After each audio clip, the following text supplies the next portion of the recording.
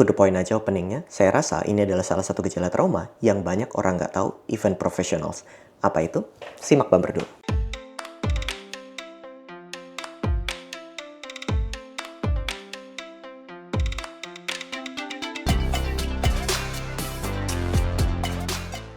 Halo semuanya, perkenalkan nama saya Jimmy Ardian. Saya seorang psikiater dan juga traumaterapis dari Wellspring Indonesia.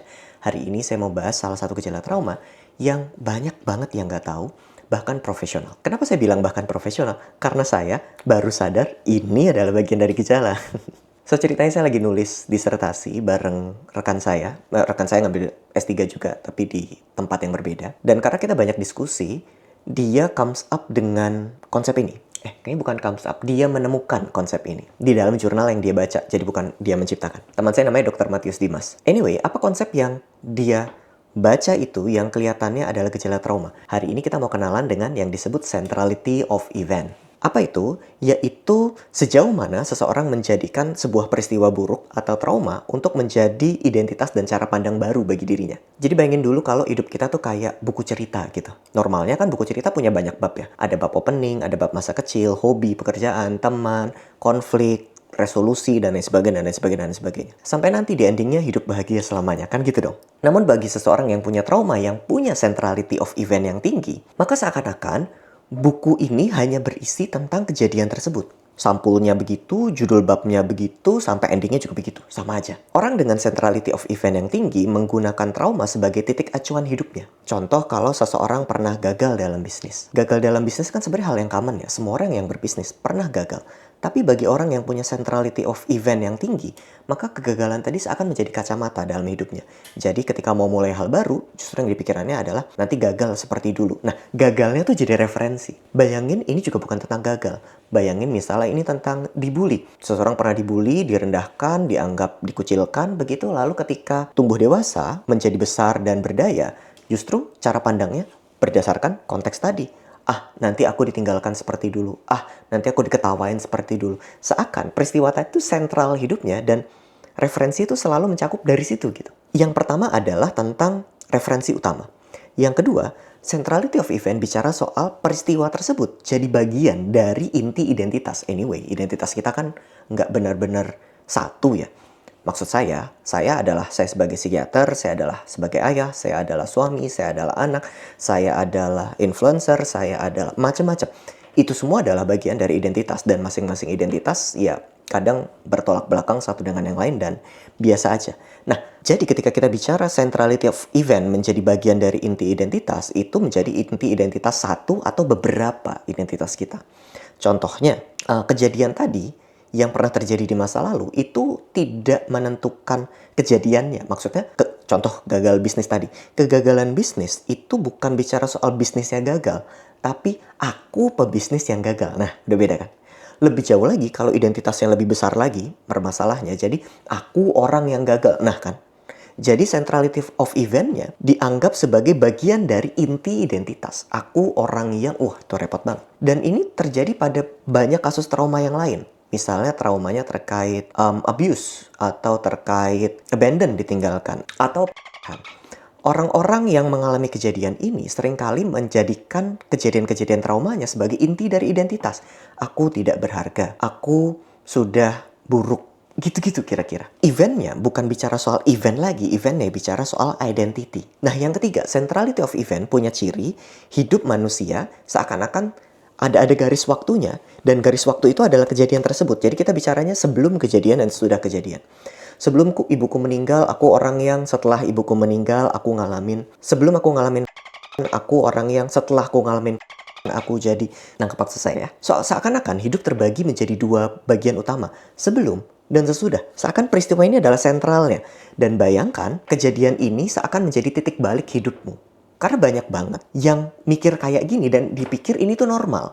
Ya udah, ini karena kejadiannya aja. Bukan, itu namanya centrality of event. Ketika sebuah peristiwa jadi penentu garis hidup sebelum dan sesudah, ketika sebuah peristiwa jadi bagian dari identitas, ketika sebuah peristiwa jadi referensi, nanti begitu lagi, nanti aku jadi, maka sebenarnya kita sedang mengalami yang disebut centrality of event. Dan ini adalah tanda trauma. Kenapa konsep ini penting? Centrality of event itu sering dikaitkan dengan risiko gejala PTSD. semakin kita menjadikan sebuah kejadian tolak ukur untuk referensi, atau bagian dari identitas, atau cutting off point sebelum dan sesudah, resiko gejala pasca trauma itu meningkatnya jauh banget. Dan bukan sekedar resikonya, tapi gejala tambahannya seperti depresi, seperti cemas, juga menjadi meningkat intensitasnya. Semakin kita menjadikan sebuah kejadian traumatik sebagai pusat gravitasi hidup kita, sebenarnya semakin sulit bagi kita melihat aspek-aspek diri kita yang lain, kejadian-kejadian baik yang lain, kesadaran bahwa sebenarnya kita masih orang yang sama, kita berdaya, kita berharga, kejadian tadi adalah kejadian, bukan diri kita. Itu susah. Sehingga tujuan dari terapi adalah untuk menetralkan atau menghilangkan emosi di dalam event tadi, kejadian tadi, memori tadi, sehingga memori ini tidak lagi menjadi sentral dalam hidup kita. Sehingga kita bisa melihat hidup kita lebih utuh. Oh, itu kejadian. Oh, dia terjadi di masa lalu. Udah, titik. Tapi ini adalah perasaan itu sudah selesai, bukan pengetahuan itu sudah selesai. Kadang, sebagian besar orang dengan trauma sadar kok peristiwanya udah berlalu, itu ada di masa lalu, sadar. Tapi sadar, belum tentu rasanya. Aku sadar aku berharga. Apakah aku merasa berharga? Nanti dulu. Aku sadar itu sebenarnya peristiwa di masa lalu. Apakah aku merasa itu ada di masa lalu? Nanti dulu. Aku sadar aku tidak perlu menjadikan peristiwa tadi referensi bagi hidup saya. Ya, belum tentu itu berulang. Apakah aku merasa itu tidak akan berulang atau itu akan baik-baik saja kalau berulang? Belum tentu.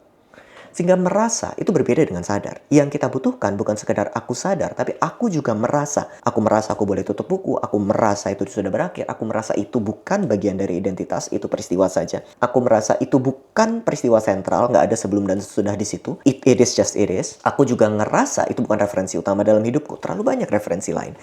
Ketika kita sampai ke ngerasa itu, baru keadaan bisa terjadi lebih baik. Dan disitulah proses terapi dilakukan. Tapi kalau teman-teman belum punya kesempatan melakukan terapi, coba sadar dulu bahwa itu bukan identitasmu, itu bukan sentral sebelum dan sesudah, itu bukan referensi hidup utamamu. Peristiwa hidup yang lain masih banyak, dan kamu tidak didefinisikan oleh kejadian itu. Kamu tetap berharga, utuh orang yang sama, tidak berubah dan tidak beranjak sedikit pun akibat kejadian tersebut. You are still the same person yang utuh, yang berharga.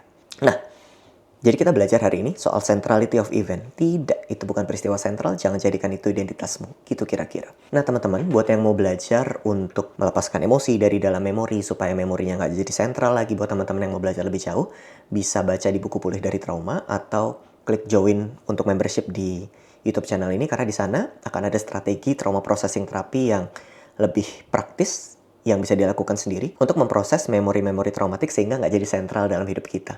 Walaupun perlu diakui pada beberapa kondisi kita mungkin butuh bantuan terapi, nggak cukup dengan latihan sendiri. And that's also okay. Dan buat teman-teman yang merasa video ini bermanfaat, boleh bantu like, subscribe, dan komen. Karena itu akan sangat berarti bagi saya. Dan buat teman-teman yang mau belajar lebih jauh tentang apa aja, boleh yuk tulis di kolom komentar kira-kira saya perlu ngomongin apa. Gitu. Thank you teman-teman. Bye-bye.